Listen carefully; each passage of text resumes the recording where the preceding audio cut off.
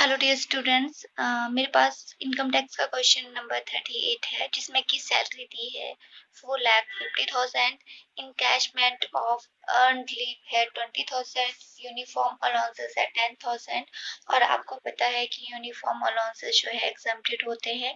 Research allowances है 9,000 and spent on research भी 9,000 है, तो रिसर्च अलाउंसेस नील आ जाएंगे। Scholarship granted to his son by university 4,800 and वो भी exempted रहेगा।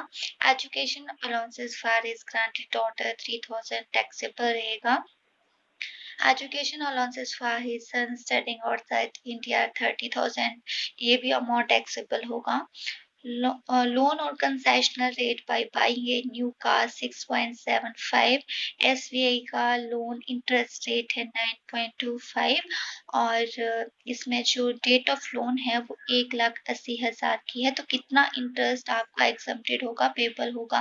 तो देखिए, जो इंटरेस्ट है SBI का 9.25 है, उसमें से हमने 6.75 को लेस करना है। बाकी जैसे 2.50 बचेगा तो वो आपका टैक्सेबल होगा 1,80,000 के ऊपर। नेक्स्ट है हेल्पर अलाउंसेस 18,000, लेकिन जो हेल्पर को उसकी ड्यूटी परफॉर्म करने के लिए अमाउंट दिया जा रहा है वो है 15,000, तो आप इस अमाउंट को इसमें से लेस कर दोगे। Professional tax paid by employer, तो ये है 2,000, तो ये भी आपका आएगा प्रोफेशनल टैक्स। और इसके बाद रिफ्रेशमेंट ड्यूरिंग द ऑफिस आपके पास है 500 पर मंथ, तो ये एग्जम्प्टेड रहेगा। रिफ्रेशमेंट क्योंकि ऑफिस में दी जा रही है वर्किंग आवर्स में, तो एग्जम्प्टेड रहती है। Employer paid his club bill, so 15,000 है तो ये टैक्सेबल होगा। अगर क्लब बिल जो है ऑफिस पर्पज से है तब वो एग्जम्प्टेड होता है, लेकिन ये अभी टैक्सेबल होगा। Employer and employee contribution to recognised fund 40% of salary, so 12% से ज्यादा जो है वो टैक्सेबल रहता है, तो सैलरी का 14% निकालेंगे, सैलरी का 12% निकालेंगे, जितना भी लेस होगा वो आपकी सैलरी इनकम में जुड़ जाएगा। HRA received by him, तो 12,000 पर मंथ है। हाउस रेंट अलाउंसेस पूरे साल का 1,44,000 हो जाएगा। रेंट पेड जो है वो 15,000 पर मंथ है, तो आप 1,80,000 पूरे साल का आपका रेंट पेड हो जाएगा। नेक्स्ट बोला है insurance premium paid by him, तो इंश्योरेंस प्रीमियम जो है वो अपनी वाइफ का पे कर रहा है और उसकी इंश्योरेंस पॉलिसी 2 लाख है और प्रीमियम जो है वो 6,000 है, तो वो जो ये प्रीमियम होगा वो एग्जम्प्टेड होगा। आपको 80C के तहत आप इसकी जो है वो डिडक्शन ले सकते हो। तो आइए क्वेश्चन को सॉल्व कर सकते हैं। सैलरी आपके पास 4,50,000 दी है। लीव इन कैशमेंट आपको 20,000 दिया है। यूनिफॉर्म के अलाउंसेस जो है वो आपके नील होंगे, उसमें नहीं आएंगे।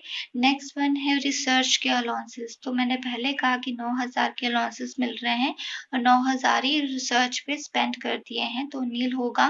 एजुकेशन अलाउंसेस अगर स्कॉलरशिप मिल रही है तो वो एग्जम्प्टेड होती है, लेकिन एजुकेशन अलाउंसेस जो है उसके डॉटर के बिहाफ पे मिल रही है तो वो टैक्सेबल है। और अगर उसका जो बेटा अब्रॉड में स्टडी कर रहा है 30,000, वो भी आपका इनकम में आएगा, सैलरी में जुड़ जाएगा। इंटरेस्ट ऑफ लोन जो है वो SBI का रेट 9.25 है और जो कंसेशनल रेट मिल रहा है वो 6.75 है, तो 2.50 के ऊपर जो रेट है वो टैक्सेबल, मतलब आपके सैलरी में वो अमाउंट जुड़ जाएगा। हेल्पर अलाउंसेस जो है वो 18,000 है और उसके ऊपर खर्चा 15,000 का ही स्पेंड हो रहा है, तो 3,000 जो है वो अमाउंट टैक्सेबल होगा। प्रोफेशनल टैक्स, प्रोफेशनल टैक्स के बाद आती है रिफ्रेशमेंट। रिफ्रेशमेंट का जो अमाउंट है वो नील है, क्योंकि वर्किंग आवर्स में जो भी रिफ्रेशमेंट मिलती है उसके ऊपर कोई भी आपको अमाउंट जो है वो इंक्लूड नहीं होता है सैलरी में।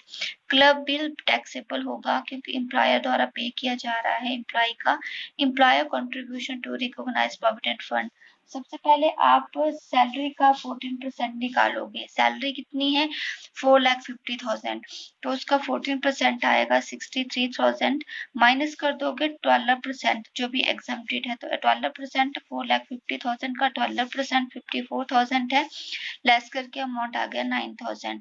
अब HRA की कैलकुलेशन हमने करनी है। हॉस्ट एंड अलाउंसेस कितना मिल रहा है?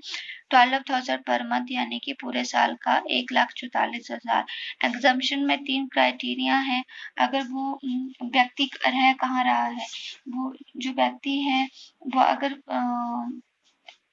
कलकत्ता, बम्बई, दिल्ली के अलावा कहीं रहता है तो 40% हम सैलरी हम निकालते हैं। एक्चुअल अलाउंस कितना है? 1,44,000। अब हम निकालते हैं कि पेमेंट कितनी कर रहा है वो रेंट की। तो HRA में 15,000 पर मंथ वो पे कर रहा है।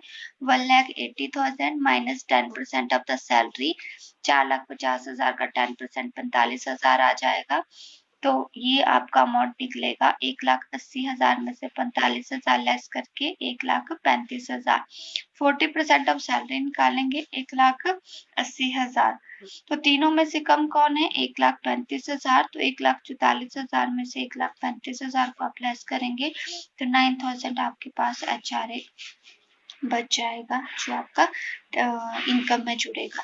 सो आप पूरा टोटल करेंगे 4,50,000, 20,000, 3,000, 30,000, 4500, 3,000, 2,000, 15,000, 9,000 एंड अगेन दिस इज 9,000। जब आप टोटल करोगे तो आपके पास टोटल आ जाएगा 5,45,500।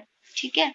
अब इसमें से हम क्या चीजें लेस करेंगे? एक तो स्टैंडर्ड डिडक्शन लेस करेंगे 16 IA के तहत 50,000 की, और दूसरा हम प्रोफेशनल टैक्स लेस करेंगे इसमें से।